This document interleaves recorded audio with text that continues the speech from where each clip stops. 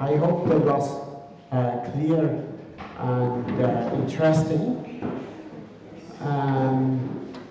Now this part is a bit less less technical. I have this piece of London plane. It's a burl. It's a man-created burl, and you have seen the pictures of these colored vases. Most of them are made out of these pieces. So this is one of these trees that has been pruned every year completely. We have a lot of them along the streets or on the along the lake. London Plane, but also one type of maple, and also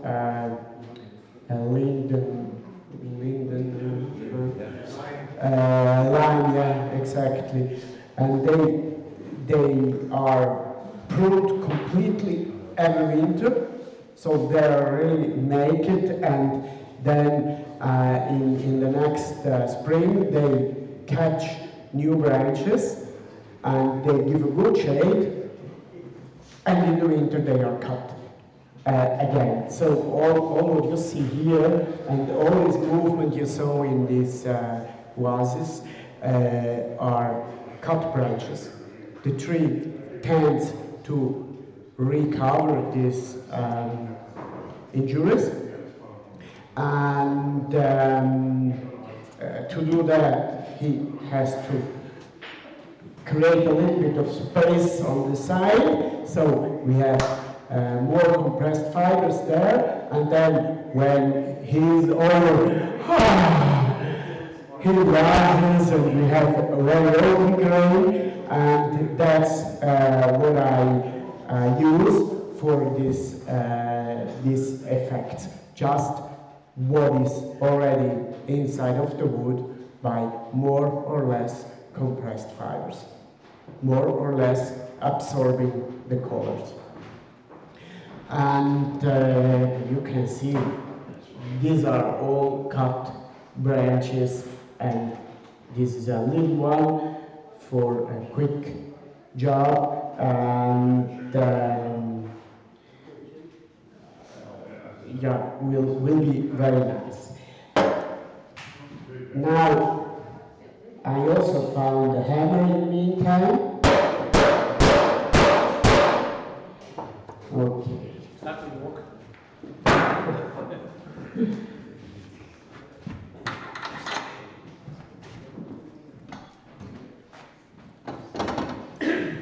In these pieces, and that's a great thing.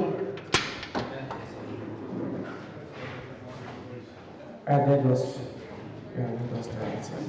In these pieces, you don't know what you have. Cross grain, end grain, spindle, whatever, you don't know. And the great thing here is you can cut how you want. You can do what you want, you don't have to respect anything, and that's nice.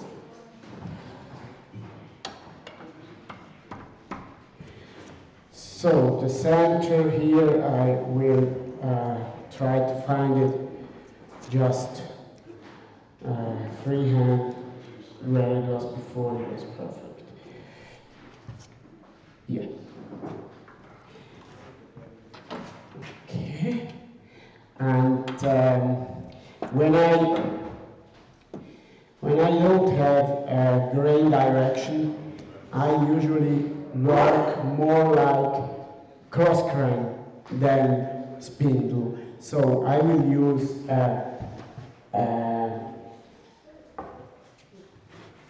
bow gouge for this, and work like it would be cross grain, but I will also stop and have a look, and when I see, oh, this is bad cut, or I will try the other direction. So you never know. You have really to try. So let's start with this. I go down with the speed. I didn't speak about safety before. I forgot it by making egg cups or like this. I don't think about safety. Sorry. With these pieces, you really have to think also about safety. You have loose pieces of bark. You have to watch very well the piece. It could have cracks.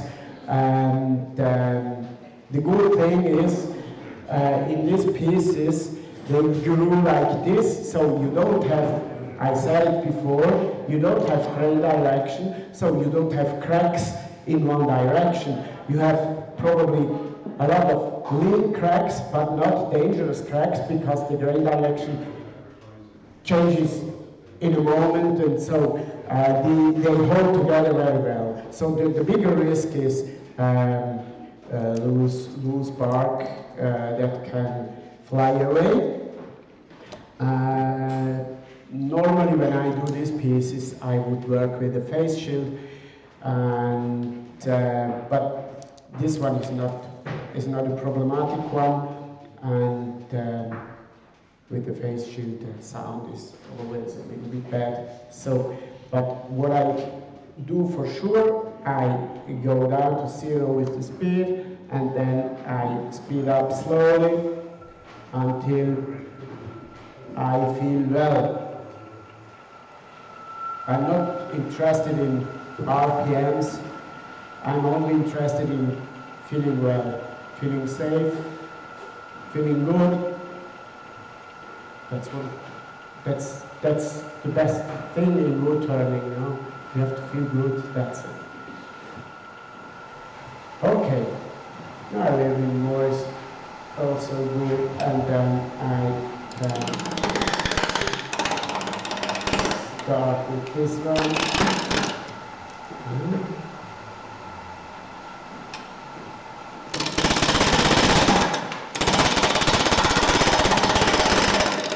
And also here, no movement with the arms, it's the whole body moving.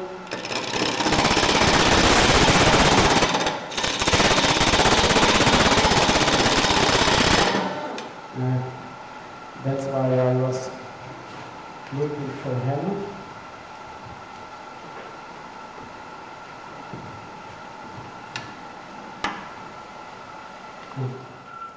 Now go a little bit closer.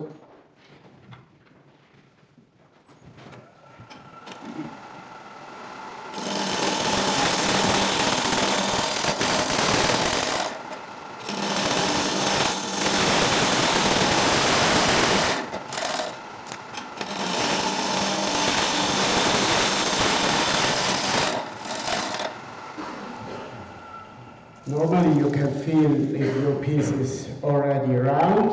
Here you can't, because I have all these inclusions and I love them. I don't want to cut them away. So, and now if you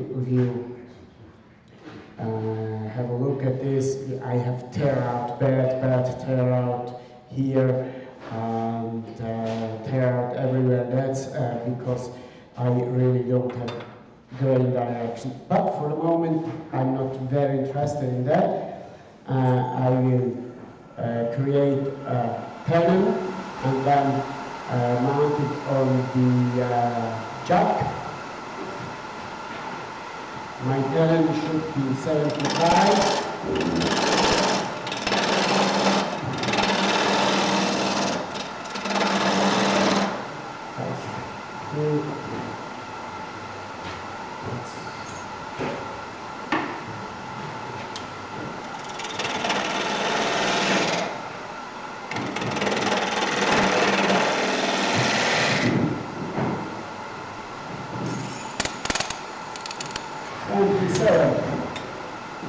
That's okay.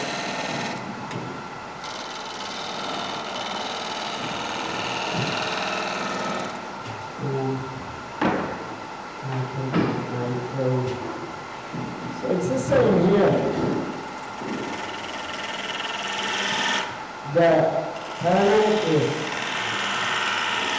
cut.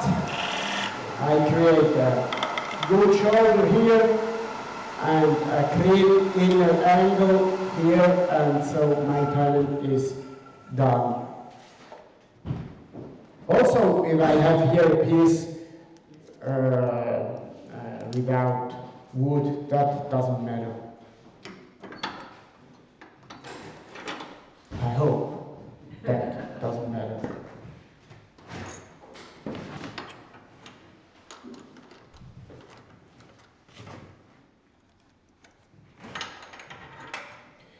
Now, I don't lose a lot of time for the shape because it's not the shape I want to show you, it is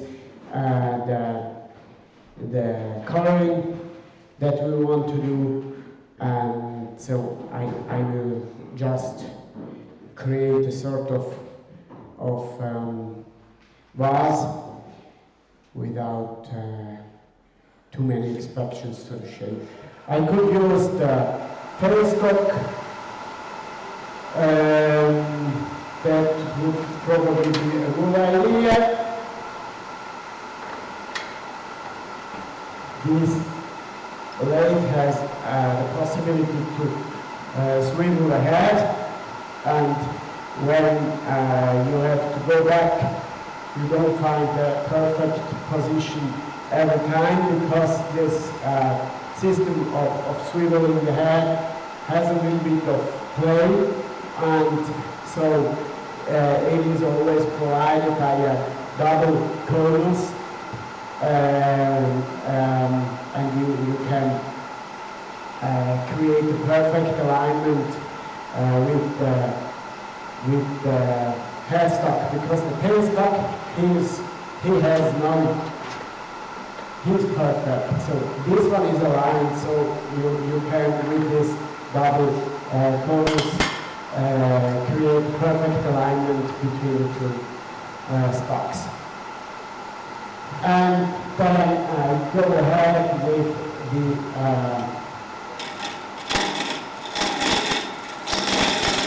bow guide.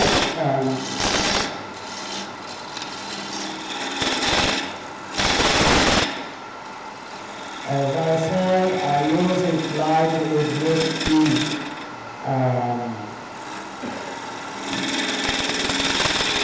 cross grain, and mostly it is cross with all these branches coming out. But here,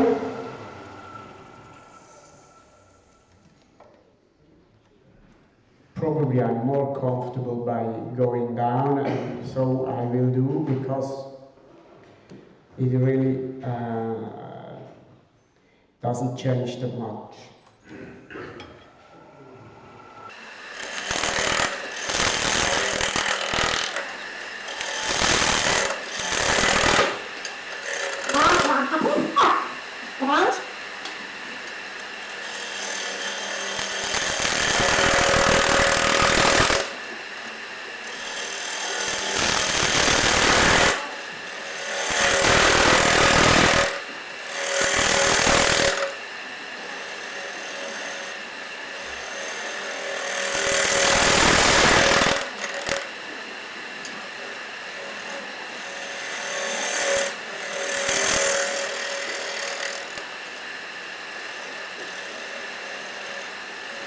Okay, the shape is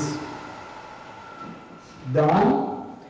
Now we can have a look at the finish, and it's less bad than I imagined, but we have the possibility to create a better finish with these strange pieces. And for me, the good solution is the shear cut, not shear scrape, but shear cut. And that works very well with a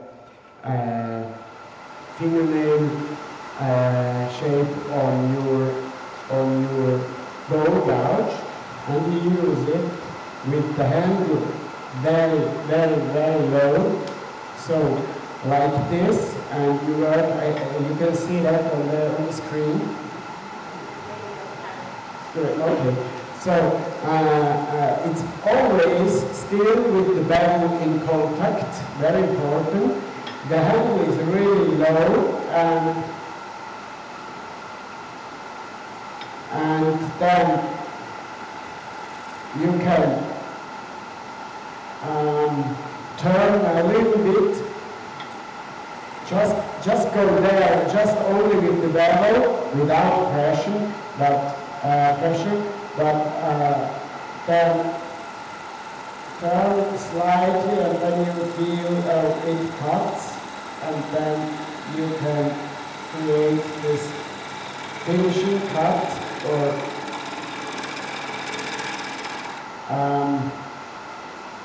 shear cut, and if you observe the shavings coming out of my gouge, they are small and clean.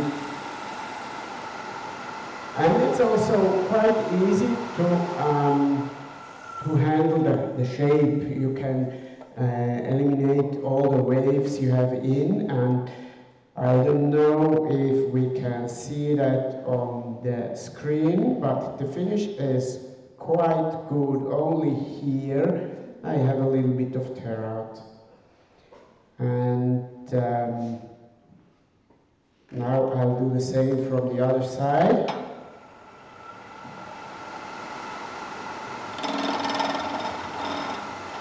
Doesn't cut, now it cuts.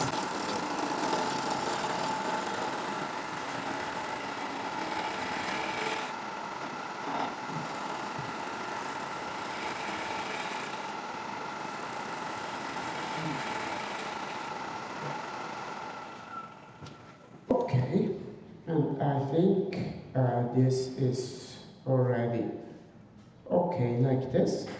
It's only here, but that's because this one is already a little bit flexing.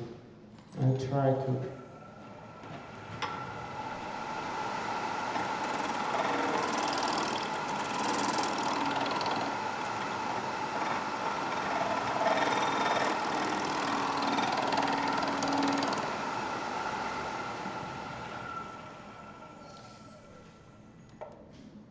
Okay, now it's better.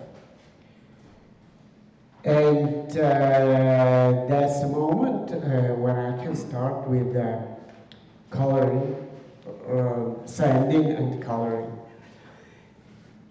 Questions until this point? When it comes to hollowing, do you use the same technique as what you used when you were doing the goblet? No. No. This ring tool and the hook tool, they only work well in straight grain, without branches, without, right, what I find the most boring pieces, yeah. No, sometimes you use that, and it depends what you do after. We talked about Ulf Jansson before. He uses the ring tool in these plain pieces, but he does other applications after, and so they become interesting after. And now here you have two possibilities to hollow these pieces. One is with the carbide tools, scraping on the inside, and you have these carbide tools with the gooseneck. And they work quite well. They take a little bit much time, but they work very well. Problem is, deep hollowing is not very easy with these tools. And the other one is a hollowing tool, and my preferred is the woodcut Proform. This one is very fast.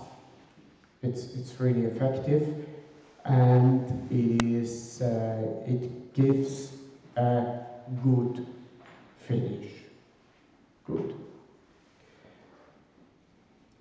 I told that before, the cutting angle is always 90 degrees, so you can't have a smooth finish with the wood cut.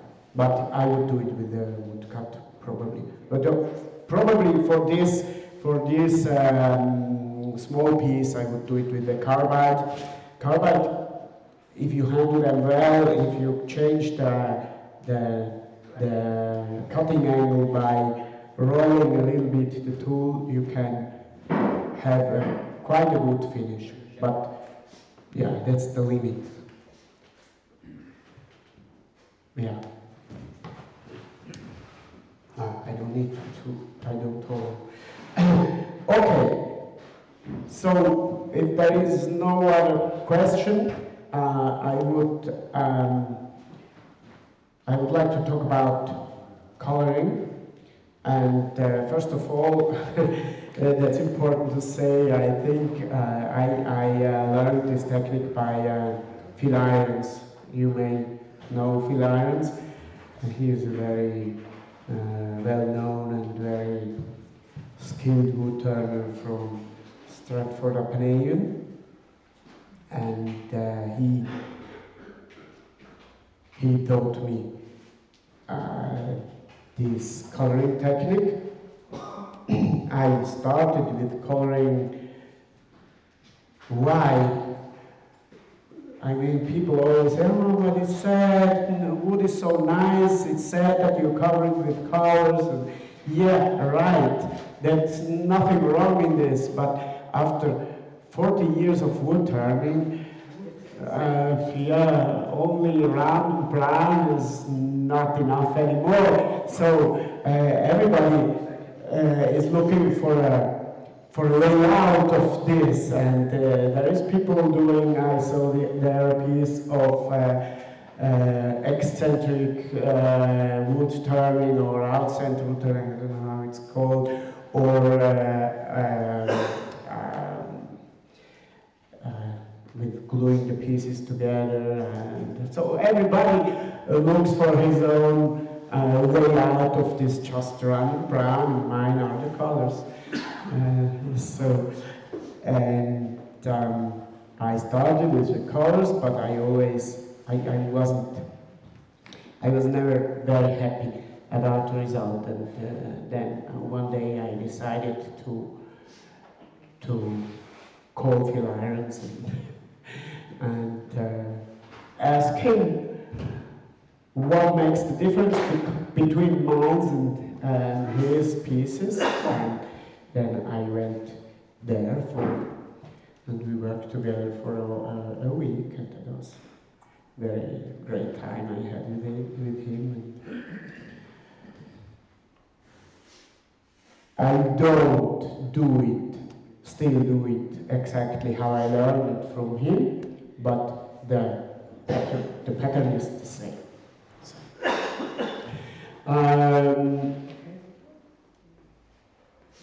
What I do now is I will sand with 80 grit, and normally I would apply 6 layers of colors. That would be very boring for you. So I think we will do 3 layers, and then I think we will apply sanding sealer, probably outside, and then we will work on another piece. In the meantime, that can dry. We'll apply 1 coat of lacquer. We're still working on the other piece, and when it is dry, we can start to gild this. Yeah, we will gild just one part, I don't think, not the whole piece, but we'll see. We will decide together. Excuse me? If you're doing a piece to finish, how many sanding would you go down to before you start putting the colour on? One. Only to 80 and that's 80. That's the thing. Just sand with 80. Now, after sanding with 80 grit, the grain is very open. When I go to 400, the grain is very close. So, until the grain is very open, I can apply the first coat and it will penetrate very well. And then I sand with 120, next coat. 180, next coat. So it makes 6 coats and I come up to 400. And every coat, with every sanding, the wood is closer. The color penetrates less, and that gives this optical depth. That's what I missed in my pieces was depth. I had nice pieces, but no depth. And that's the way you reach the depth. I sand these pieces with a power sander. There are 2 reasons. One is my fingers, but it's also because also when I don't have these spots here, I will sand with the power sander because I can sand more regularly than by hand. By hand I have probably a little bit more pressure here, a little bit less pressure here, and you will see that in the end result. And we don't want to see that. Okay, I start with 80 and I have that. Oh.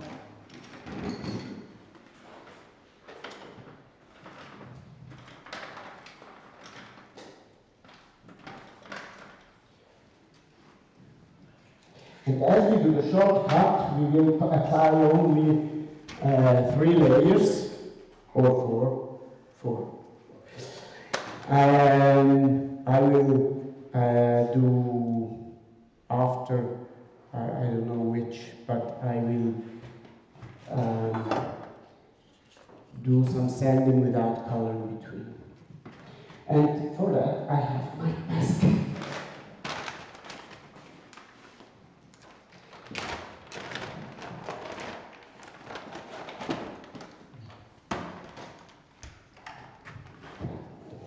So, now it becomes difficult. Now, headset, safety glasses,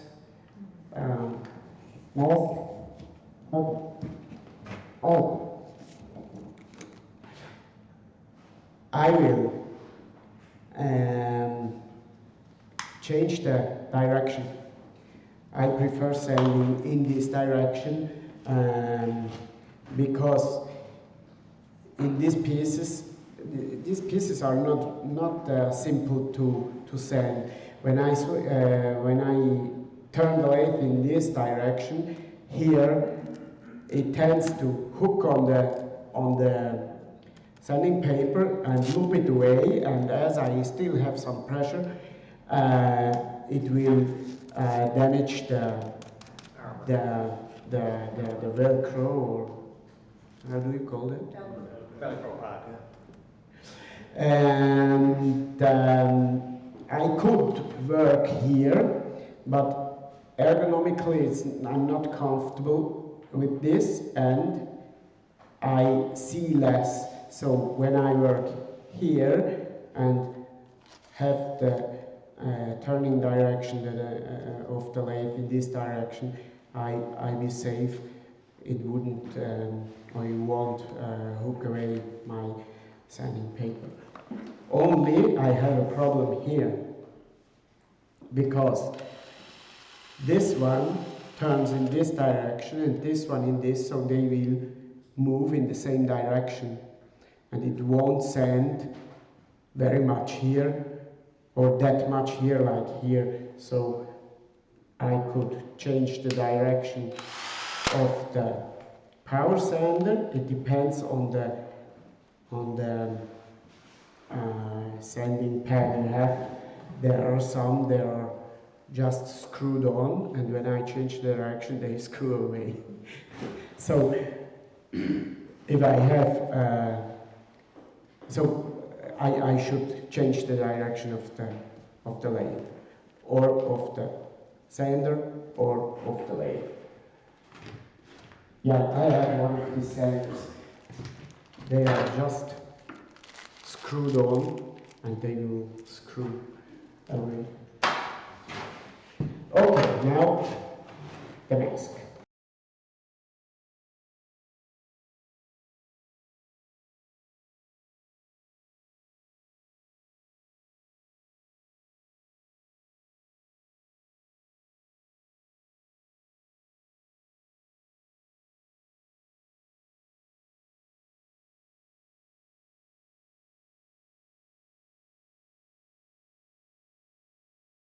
So here it's quite impossible to sand very well, so I will sand just by hand.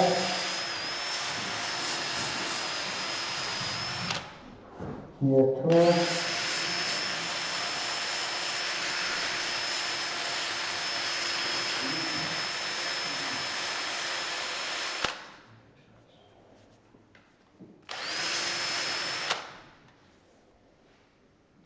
And remember that the first sanding paper you choose is the one that has to clean your piece.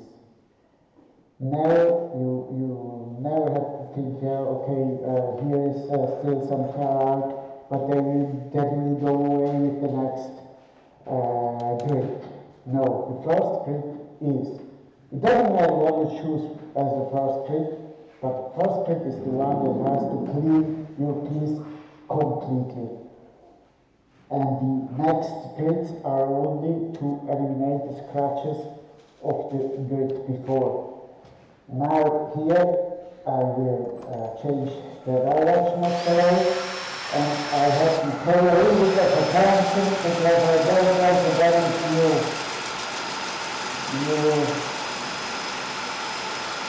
joints.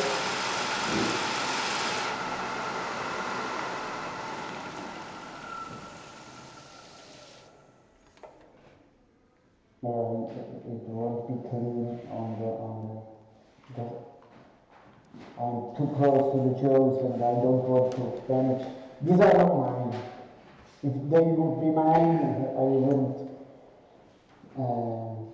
bother.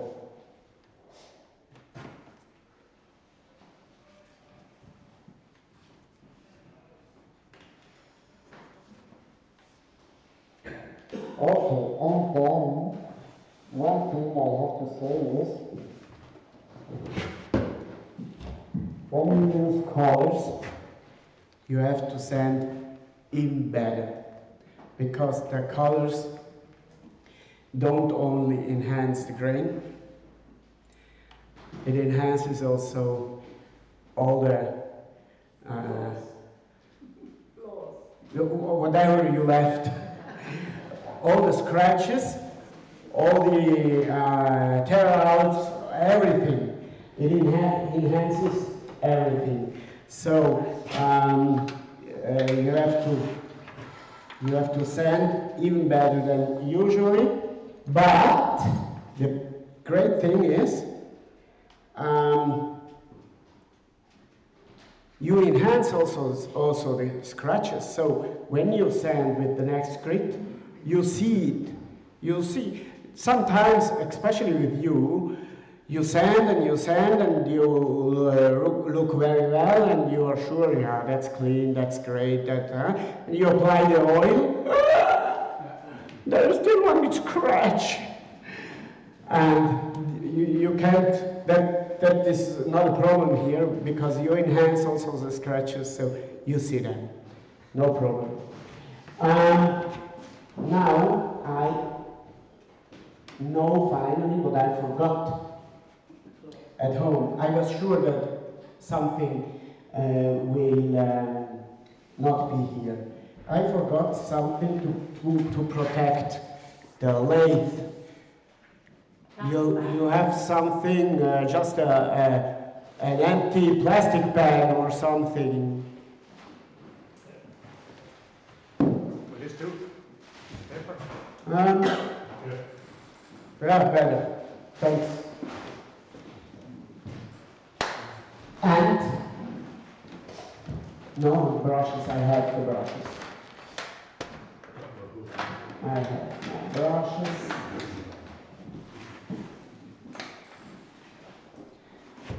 And I got some color.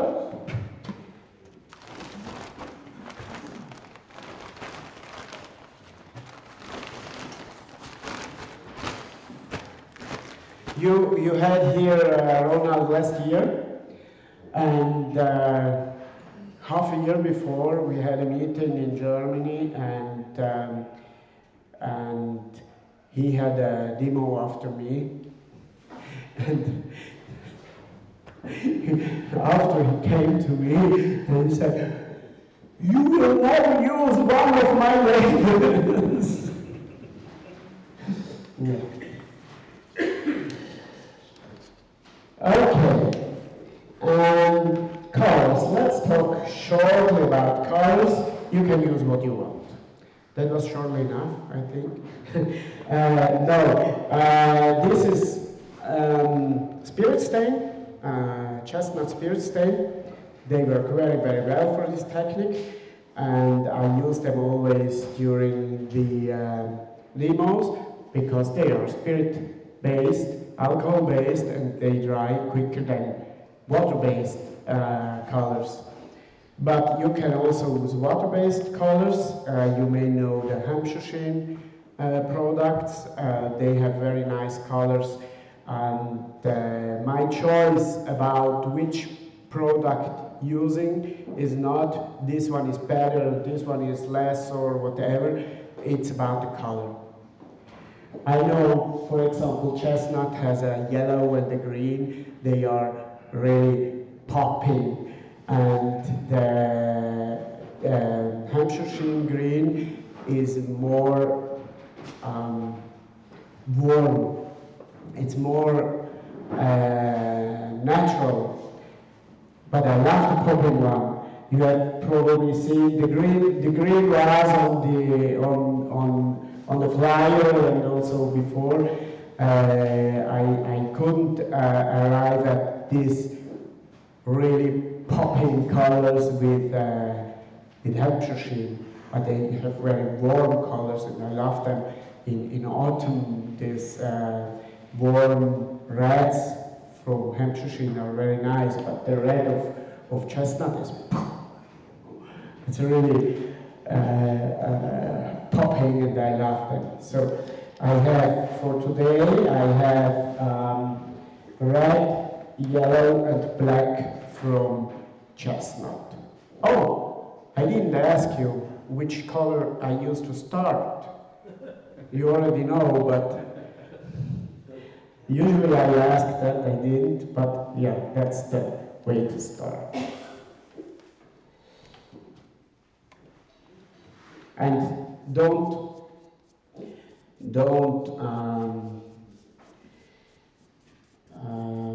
save color, splatter. Use color, a lot of color. The retailer will be happy.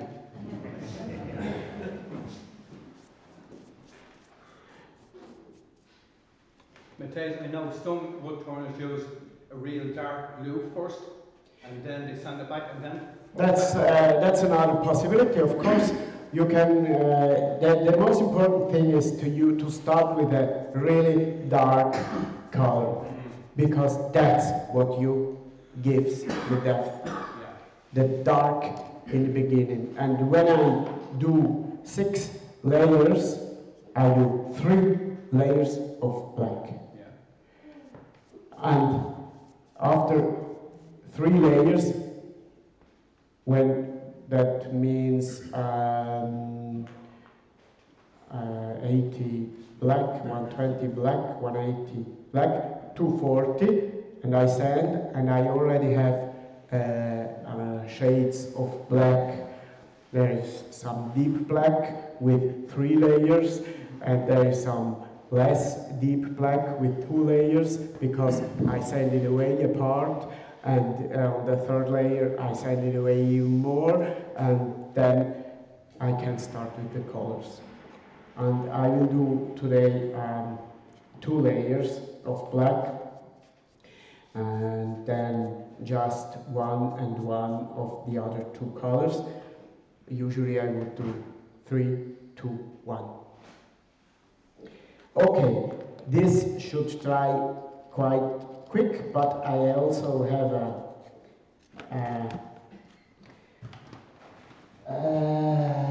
air gun, hot air gun, so we can accelerate a little bit.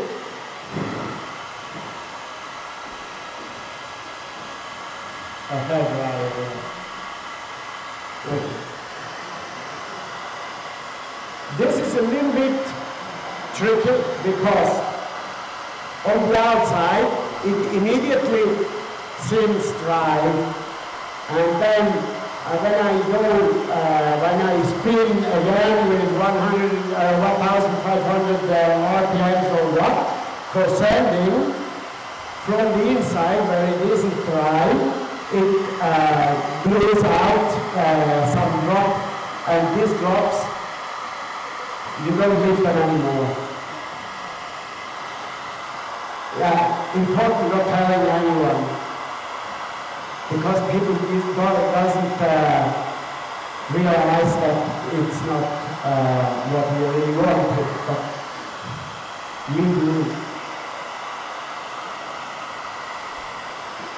So this is dry, and I think it should be enough.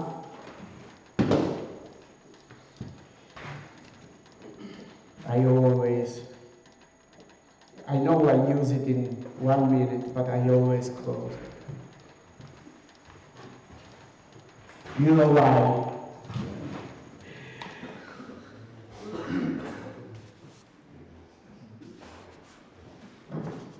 Yeah, it isn't really dry, but any questions? So we can let it dry for a few more minutes. So you obviously now you're going to stand back now 80 degrees. Will you? No, I go with 120 now. Oh, 120. Next step is 120. Yeah, I do all the steps like if I would have a normal piece of wood. Piece, yeah. Yeah. Just I put on color in between. Yeah. Matthias, why do you not put more paint where the that space is? You haven't. I'm not interested in that. 2 reasons. One reason, you mean this one? Yes. One reason is that when I hollow the piece, most of that will be away. Okay. I just will have a ring, a natural edge. And the second reason is I can't sand well here. So I can't send them back. And that's why we applied gold after. Because they won't ever be clean. There will be some blacking. I can't, also if I go with a small brush and try to maintain them clean, it won't ever be clean. So what I do is cover all these not clean parts with gold. It's much less work covering than trying to not or sanding or cancer. Okay. Anything else? Great. 120 is the next grid.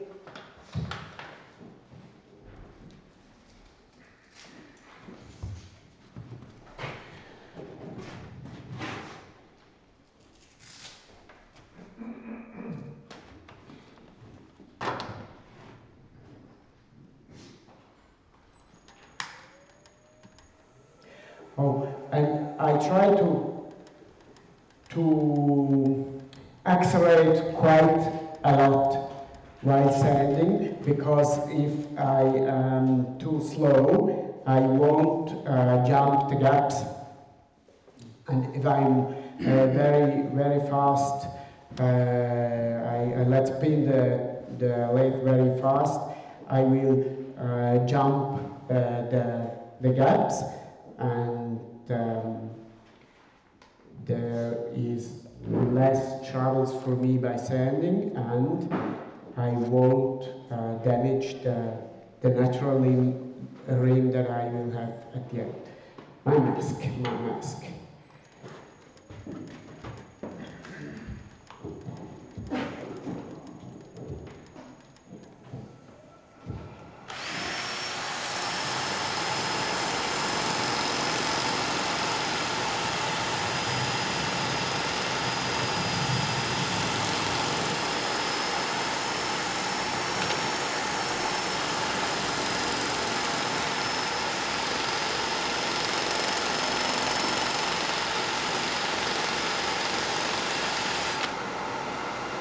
Okay, let's have a look. It is not finished for sure, but I would like to show you what I meant before. You can see very well here, for example, the black scratches. So as I colored the scratches, it is really easy to sand them back because we see them. Also here, we see them, so I know I have to sand more here. That makes it easy, or easier.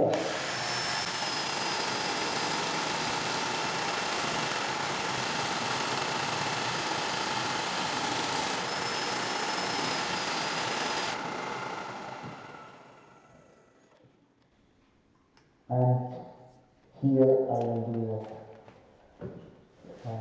Without the lathe switched on.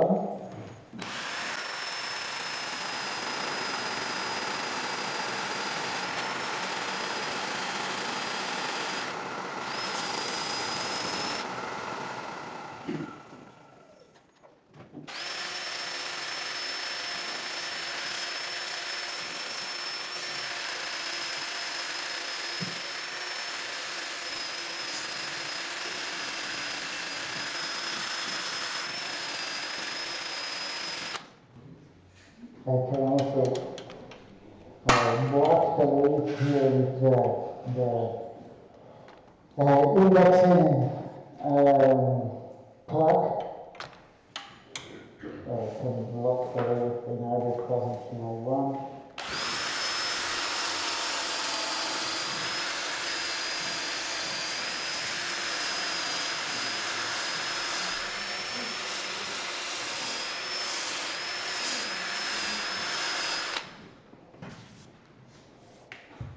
Now,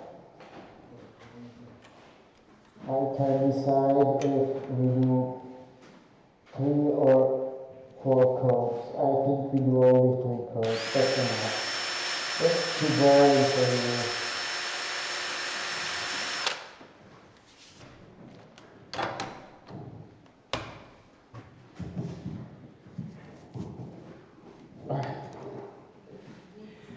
Now you can see very well what is the idea of these pieces. You have zones where the black doesn't come away anymore. We have zones where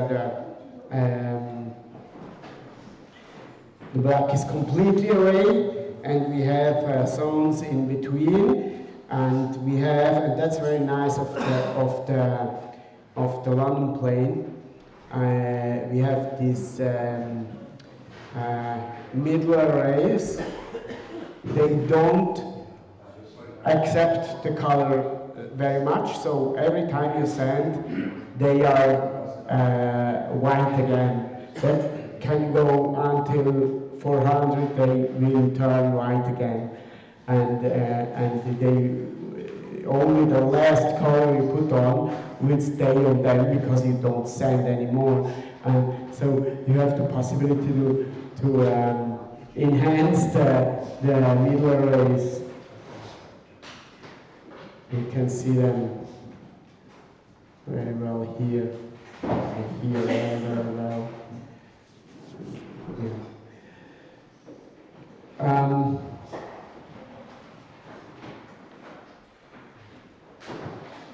What's the time?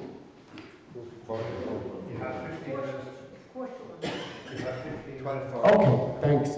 15 minutes. Okay, then we will go again with black, and then we have the break so it has time to dry, and then we go with the colors.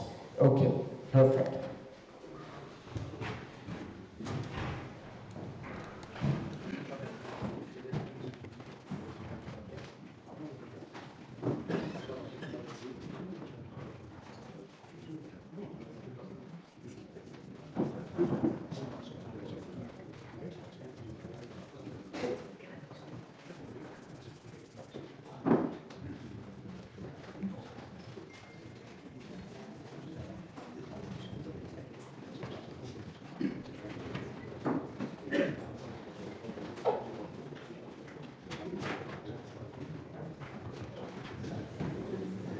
Now I can also clean the piece with a little bit of kitchen towel, because that, what you see here, what is still glossy, is the part that didn't penetrate, and I'm really only interested in the part that penetrates.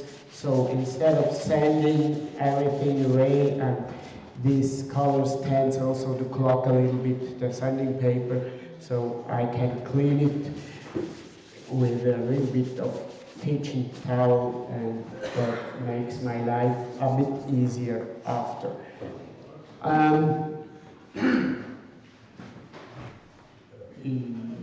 Yep.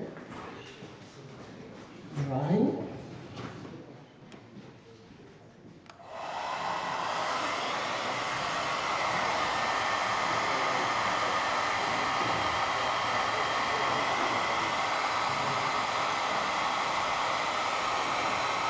Questions in the meantime?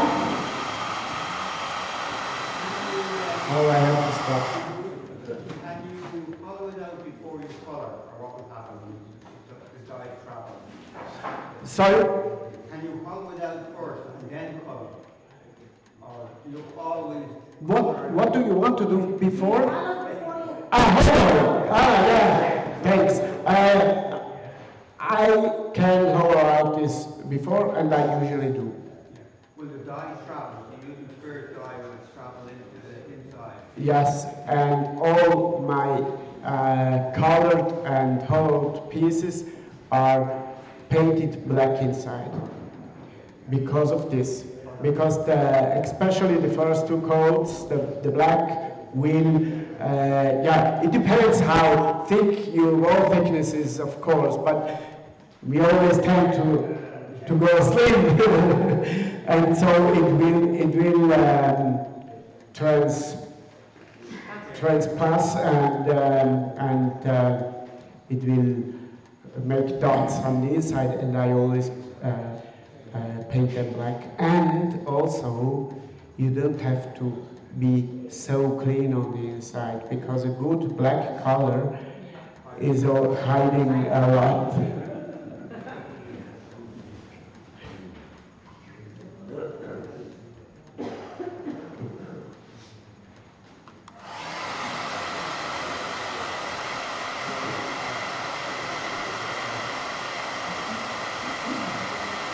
The black color has to be matte, completely matte, so it hides a lot.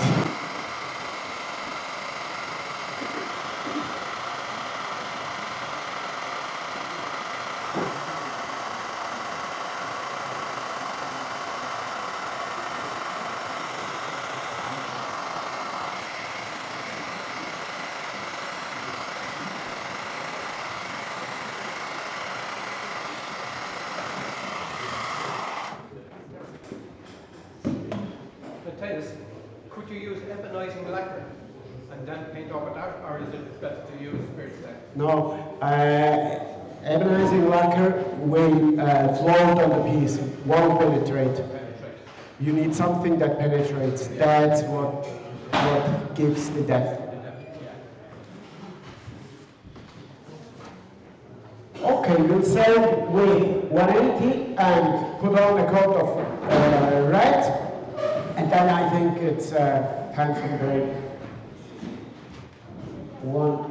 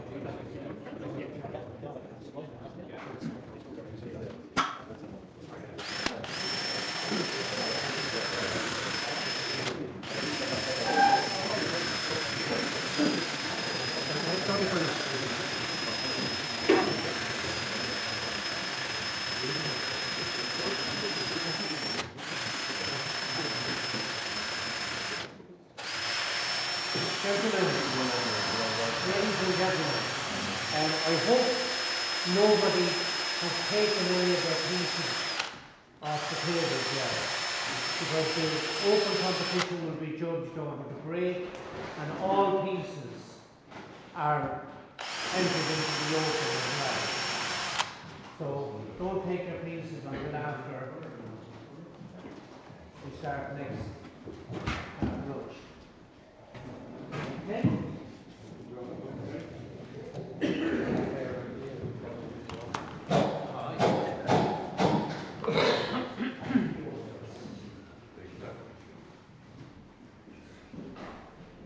Yes, we can start with the. Yeah, it's very important that every grid really cleans every scratch from the grid before, and here we can now. Now we will do one thing. As we do only four coats of color, we can switch one sanding step. So this was 180, and I do also 240, and then we will color.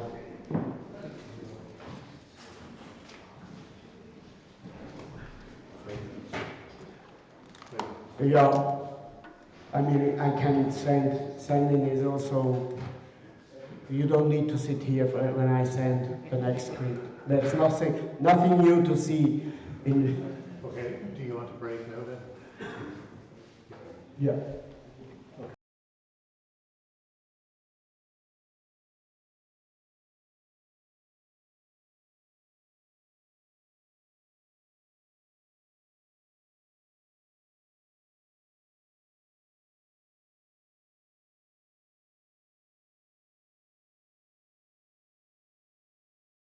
Also, after lunch, I didn't expect it. Oh, no, I didn't.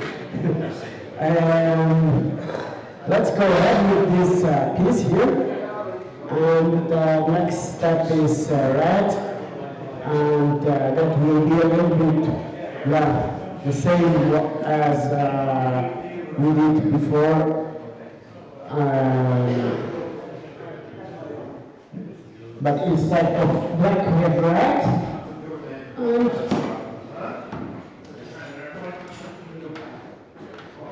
a little bit more the brush. I have to wash the brush after this.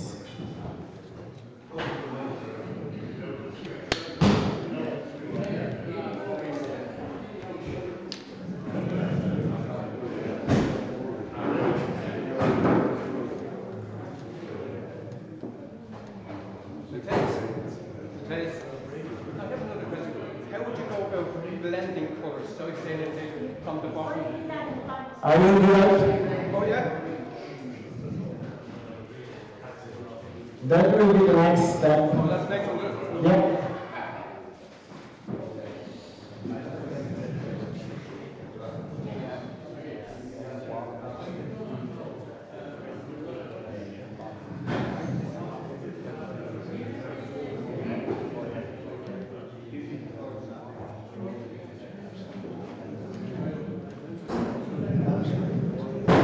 Okay, yes, the next step is blending. We have to let dry this one before, and I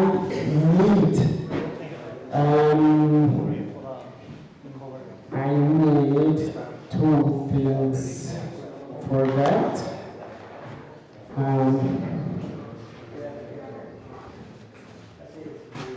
I need something.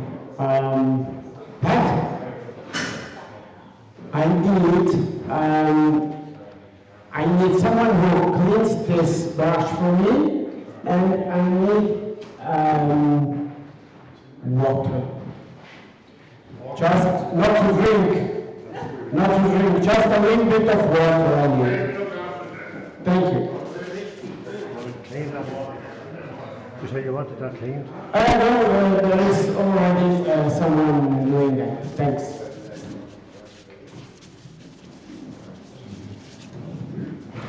In the meantime, we can do the hardest work of the day, letting dry.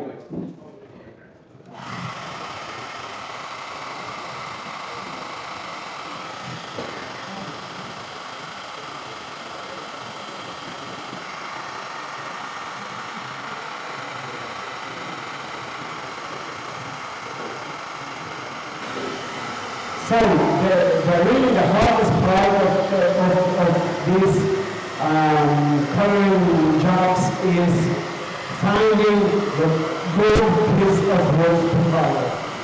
Because, yeah, thank you. Coloring a plain piece of wood after you have a colored plain piece. So it's not really what I am looking for. What I want to do is I search pieces where there is something inside that I can enhance. So coloring to enhance, not just coloring.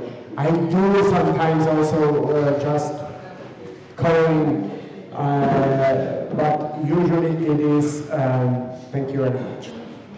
It's to enhance something that is already inside in the wood. So we have to find the pieces. So burls are perfect for that.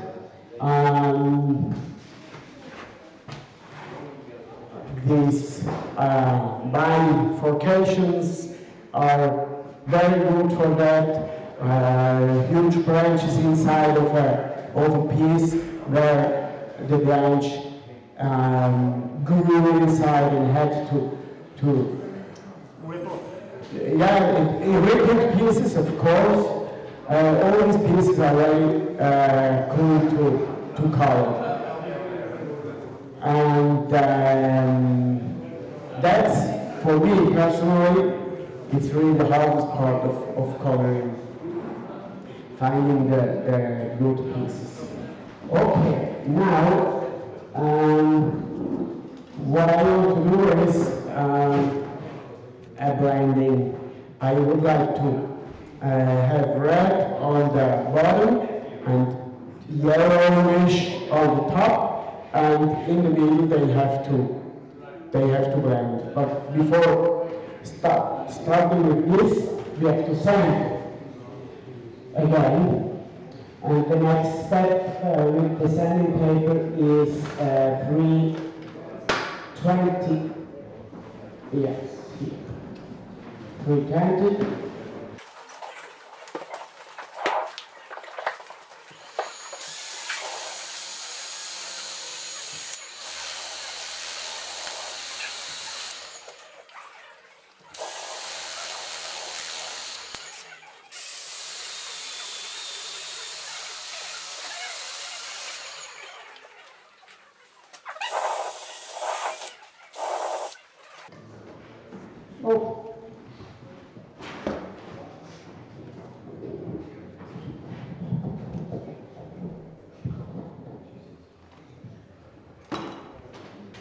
For blending, there is some very important part, and one thing is you have to be quick, especially with the alcohol-based colors, because they dry quick. With the water-based, you have a little bit more time for these blendings. And the second thing is, and that's why I needed the water, I have to slow down the drying process in the zone where I want to blend the colors. And I could do that with alcohol, but I still have to be very quick, and I don't have alcohol. I would not like to use your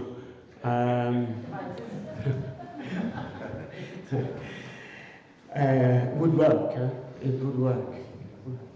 Good gin.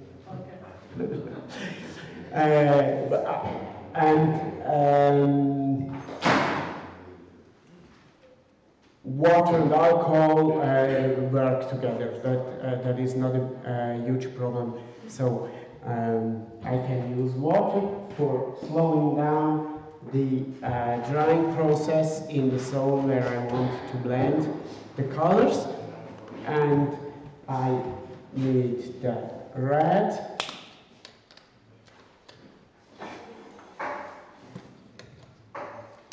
And I need the yellow.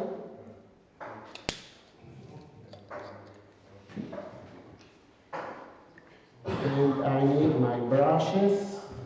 This is the red brush, and the water brush will be also the yellow one. Yes. And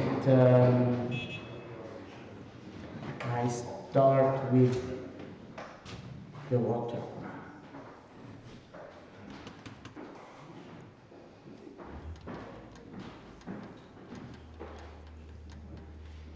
So this is the zone where I try to blend the colors a little bit together, and then I start with red on the bottom and go slightly into the wet part, and then I use the yellow, and now I really want to have most yellow possible on the top. So before I go to touch this, I have to finish the top, but I have to be quick enough before the water dries. So now I can create the blending here in the middle, and it's already done. Now the difficult part is to not have a clear separation of the colors, of course, but that should be okay like this.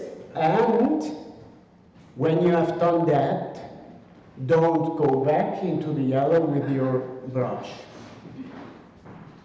Normally I put some yellow out of the jar, and then I throw it away because it is infected.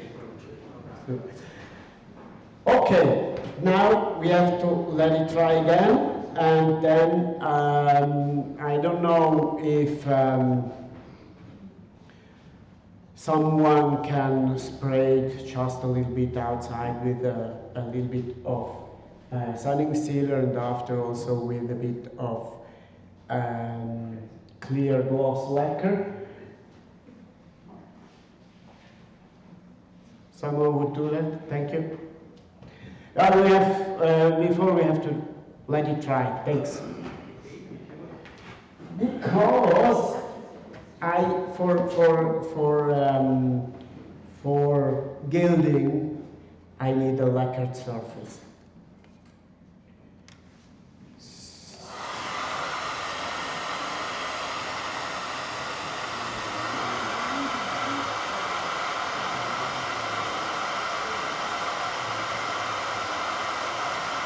On maple, the yellow would be much yellower. The red is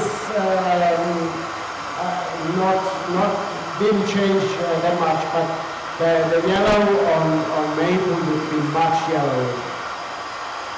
This is not so bright as I imagined and as I wanted, but it looks good, but it's not exactly how I imagined. But on maple it would be.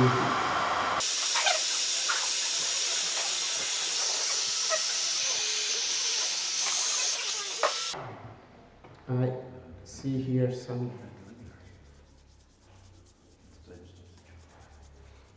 not well blended spot, but should be okay now.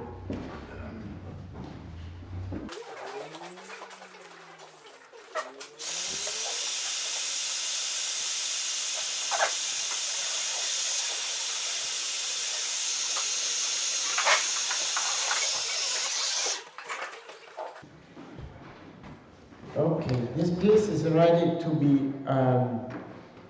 Matthias, Yeah. when you do this in your workshop at home, what is the temperature of the air? Is it hot, cold? Is your workshop heated? My workshop is never cold, but it's in winter it's perhaps 15 degrees. So, and that works well. yeah. So you need a workshop with good temperature.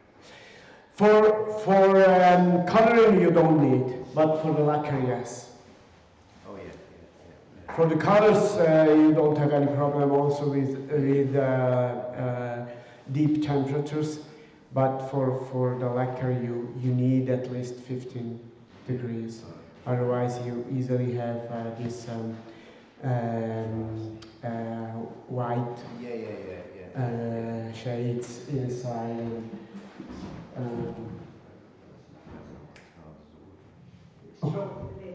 Hello, can I ask a question?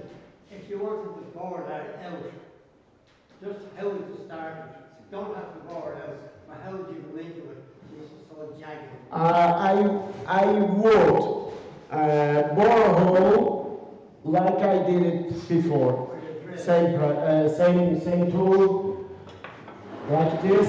And I have, this is an heredity I have from old wood turner. He had this long spoon drill. It's translated literally from German. It's a spoon drill. It's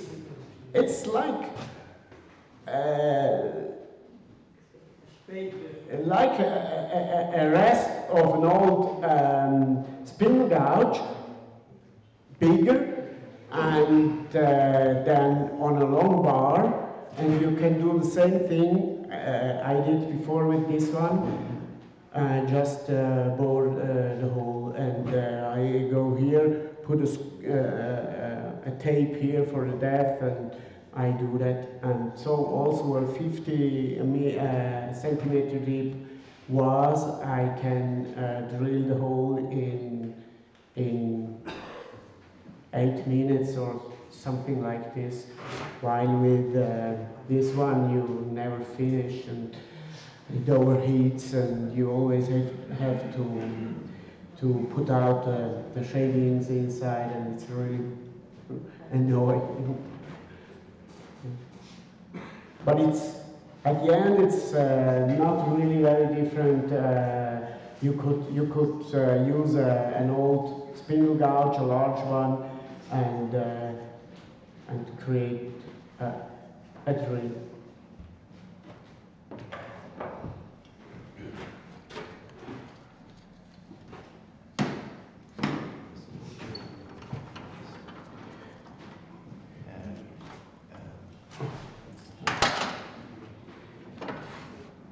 Okay, this Yeah, I dismounted from the chuck to lacquer it. I tell you what I would do normally. I would apply probably 2 coats of sanding sealer and then 4 coats of gloss lacquer.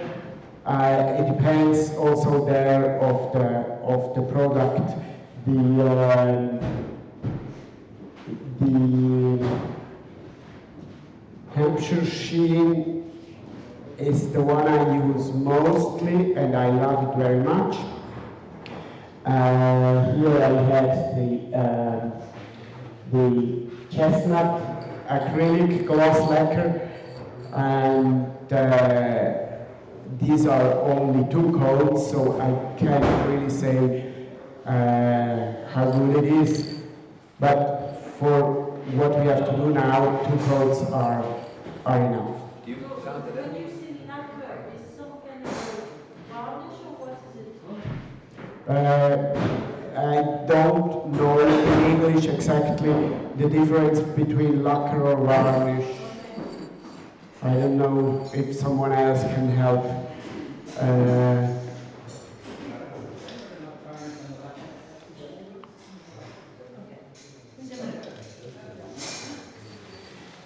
Matthias, where can you buy the gold? This is a very good question. Gold in Switzerland, yes, no chocolate. I know in UK there is gold leaf supplies, it's called, and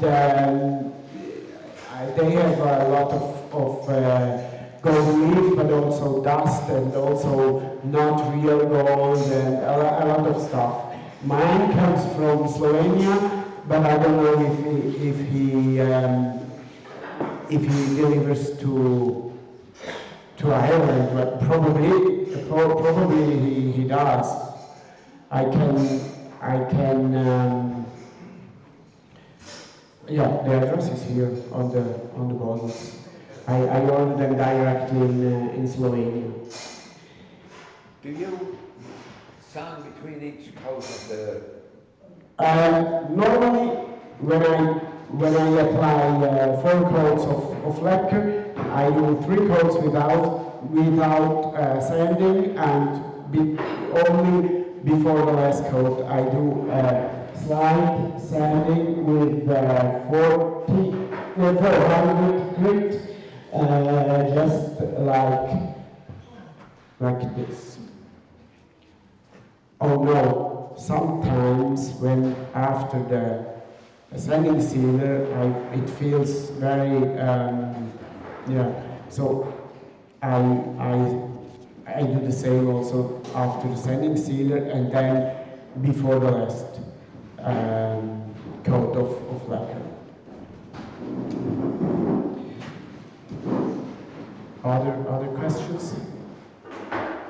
So I will... How do you finish the bottom of the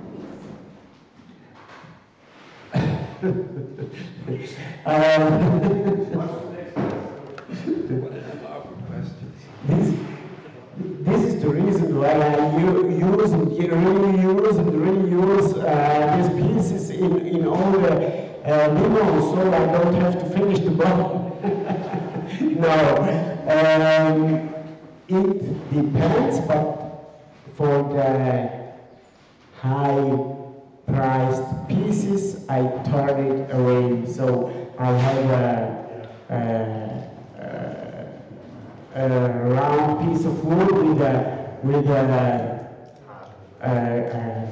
plastic soft pad on the top, and then I use the point of the tailstock, and I turn it away until there is only a little piece, and then I sand that. And how do you blend colours then?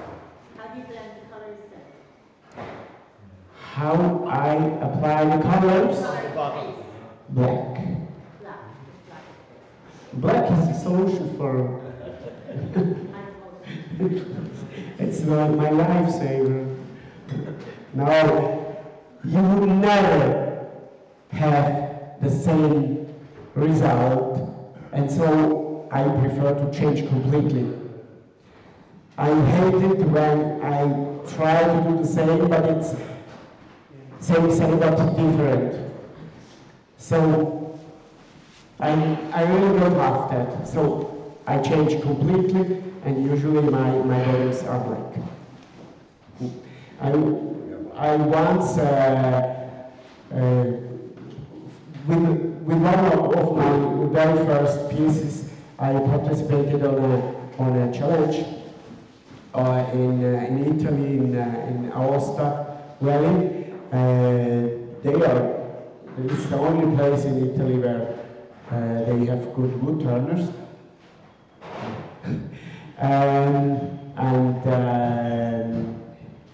I brought this piece, colored the vase blue, and the bottom was not colored white, with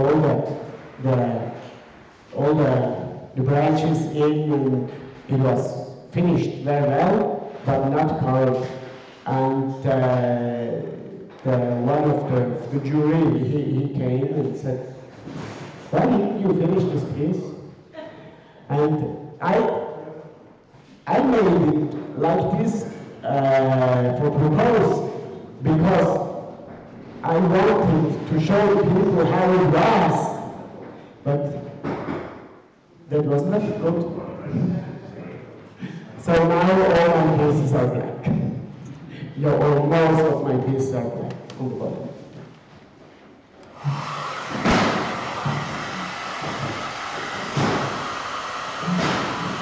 So you have to pay attention to the very little piece. It is lacquer. And the lacquer is placed if it would be overheated. And the size dries quick also without heating very much. No need.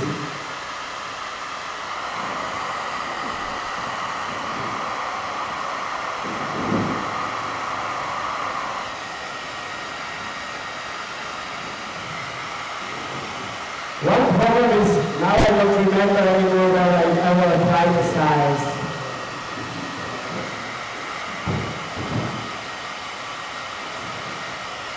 But the ball was really nice.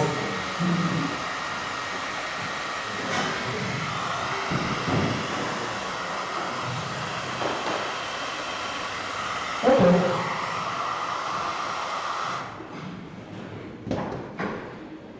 Okay, let's start with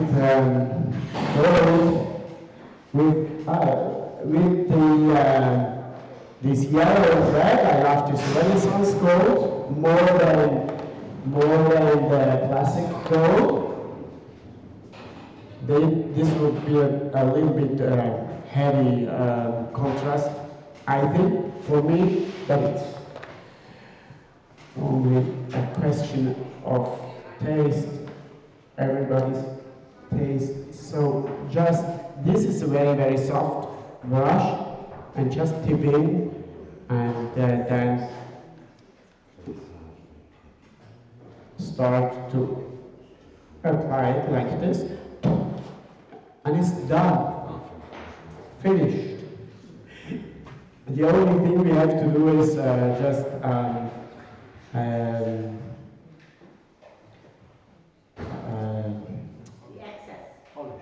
polish, thanks. And but we can try also this gold here.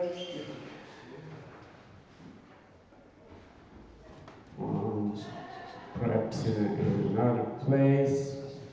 It's not that bad even. And that's really fast, and it goes everywhere, in every small crack also, and it's fast and easy, and it's also quite cheap until you don't use real gold. And this is the Camel Pearl. It depends a little flyer is with chameleon flakes. I don't have them here, but it's not powder, but flakes like 2 or 3 millimeters, and you apply them. The same process, and it can be very nice too. So when I said that the gold is not expensive, that was for the gold. These powders here are a little bit more expensive, but you can see I just dropped the brush in and I made all this, and so you don't use very much of this. Now we will do also a nice contrast with some green. This is violet, blue, no, don't like it. Green. So this one, green and blue. It's not what I would do with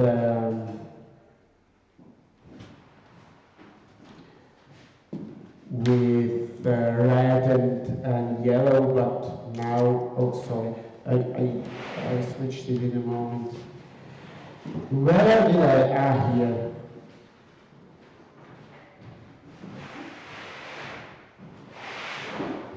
Yeah, why not?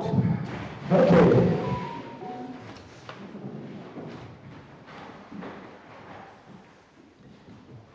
The gold is a little bit more elegant, and these are a little bit popping, so I like them. Now let me just close all this so we don't create any. Okay, now last thing to do is polish, and you can use car polish, for example, or also if you have Yorkshire grit, sanding paste works well, the finer grit, or you can use your pullover.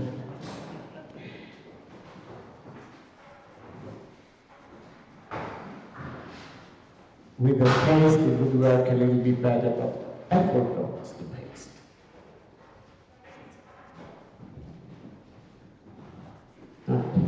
Use a kitchen towel.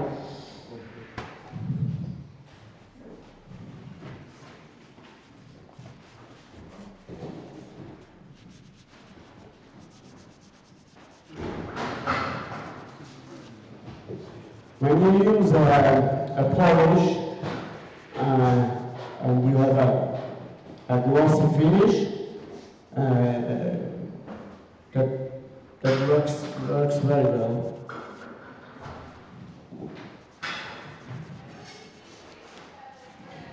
Oh, here's still some size.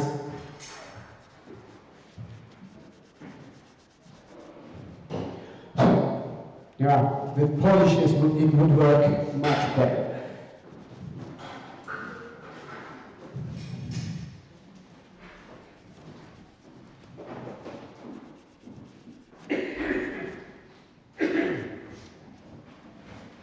Matthias, would you use anything like methylated spirits to clean?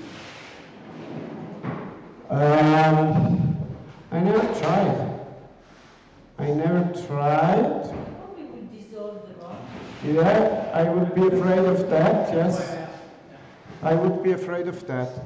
I never tried, but yeah, I probably it wouldn't be a very good idea. Also here, same thing, we can polish that, clean that, and then we have our gold dust only, really where we want.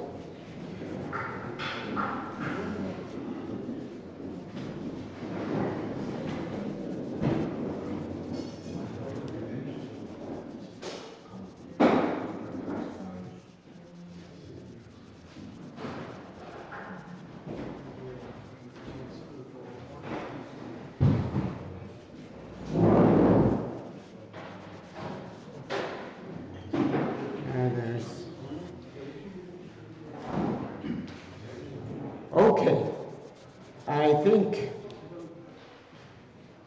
you have seen what I mean, and yeah, you can see here the gold as an effect. It's nice. I love very much this one in combi in the combi with the red and the yellow.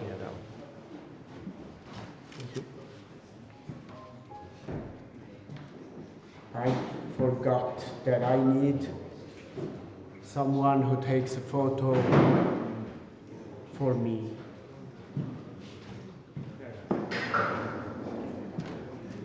Thanks. Perhaps a little bit from behind, so we can see also how many people is here.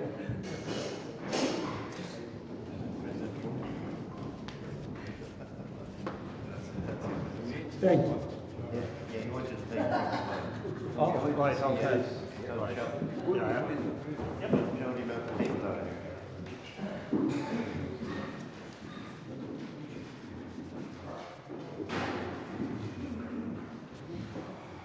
Okay, that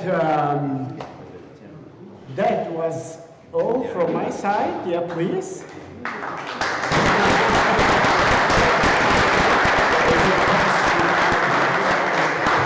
Thank you very much.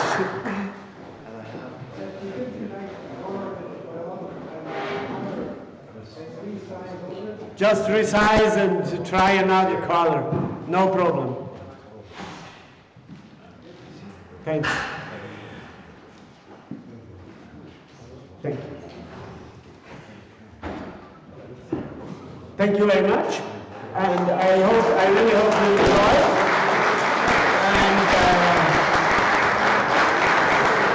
And I hope you have seen something new for you.